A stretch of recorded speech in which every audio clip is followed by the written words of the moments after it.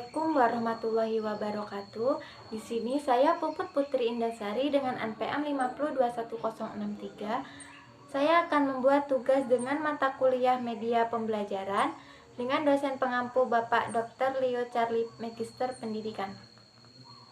Apakah kalian masih ingat ciri-ciri makhluk hidup? Nah, iya benar. Ciri-ciri makhluk hidup yaitu bernafas. Nah, di sini saya sudah membuat alat peraga sistem pernapasan manusia. Nah, pertama-tama udara dari luar akan masuk melalui rongga hidung.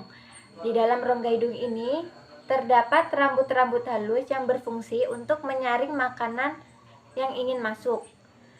Lalu udara yang masuk melalui rongga hidung akan melewati tenggorokan atau disebut dengan faring. Nah, organ ini akan terjadi penyilangan antara udara dan makanan yang ingin masuk. Organ ini memiliki panjang sekitar 12 cm.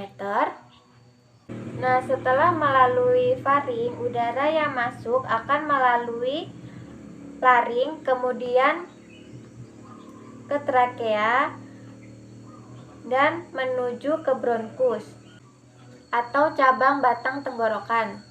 Nah, jadi dua batang ini kita ibaratkan sebagai bronkus. Nah, di dalam bronkus ini memiliki beberapa cabang-cabang lagi yang disebut dengan bronkeolus.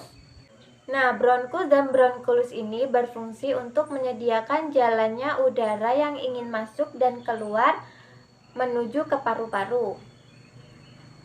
Nah, ketika udara yang masuk ke dalam paru-paru, selain bronkus dan bronkeolus, juga terdapat namanya alveolus. Nah, alveolus ini kita ibaratkan sebagai dua balon ini.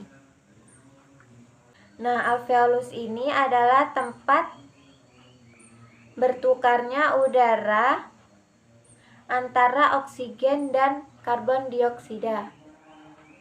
Kemudian ada diafragma. Diafragma ini adalah otot utama yang digunakan untuk bernapas. Nah, setelah pertukaran itu selesai, udara yang berisi oksigen akan dibawa oleh pembuluh kapiler menuju jantung, kemudian disebarkan ke dalam seluruh tubuh. Kemudian udara yang berisi karbon dioksida akan dibawa ke atas melalui trakea, laring, faring, lalu keluar melalui rongga hidung. Jadi udara yang keluar dari rongga hidung saat kita bernapas disebut dengan karbon dioksida. Nah, di sini saya akan menunjukkan gambaran manusia ketika bernapas. Nah, ini ada botol. Di dalam botol ini terdapat udara. Nah, ketika saya tekan botol ini, balon akan mengembang. Nah, ketika saya tekan botol ini, maka udara yang masuk dan yang terjadi adalah balon akan mengembang. Nah, ketika udara yang masuk ke dalam tubuh kita ibaratkan balon ini sebagai alveolus.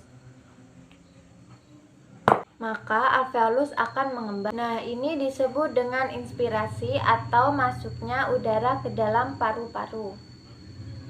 Nah, ketika botolnya saya lepaskan, balon akan mengempis. Dan ini disebut dengan ekspirasi atau keluarnya udara dari dalam paru-paru. Jadi ini inspirasi dan melepaskan adalah ekspirasi. Secara sederhana, begitulah gambaran manusia ketika bernapas. Tapi sebenarnya sistem pernapasan manusia itu cukup rumit. Di saat kita bernapas, ada banyak organ yang bekerja sama di dalam tubuh kita. Jika satu saja organ yang tidak bekerja sama secara baik, maka secara keseluruhan fungsi sistem pernapasan akan terganggu.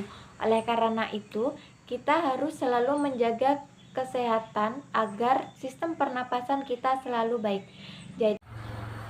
Jadi itulah tadi penjelasan mengenai sistem pernapasan manusia menggunakan alat peraga sederhana.